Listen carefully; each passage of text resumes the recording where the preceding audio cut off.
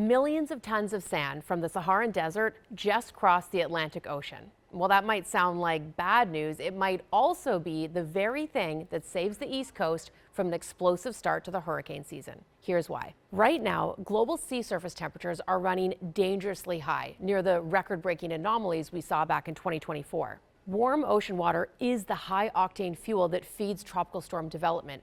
But it's also Saharan dust season, and throwing those grains into the mix is like pulling the emergency brake. The Saharan air layer, or the SAL as us meteorologists call it, stop hurricanes in three distinct ways. First, the plume is incredibly dry, holding about 50% less moisture than tropical air.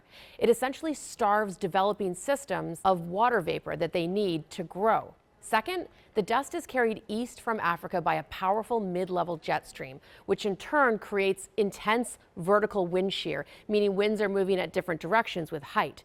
This violent shearing motion tears apart thunderstorms before they can even organize into spinning vortex. Finally, all that dark-colored dust absorbs solar energy, albedo, which keeps the upper atmosphere very warm. And this acts like a lid, blocking the rising air needed to form deep storm clouds. So how often is this dust crossing thousands of kilometers to act as our hurricane shield?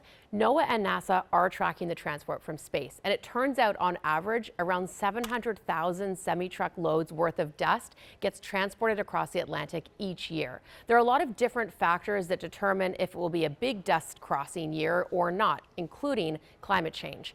And its influence is an equally complicated balance. Globally, these intense dust storms drop air quality for billions, but they also carry vital nutrients that fertilize the ocean, soils in far-off continents, and even the Amazon rainforest. Florida and the Deep South should prepare for hazy daytime skies, vivid sunsets, and even red-colored rain.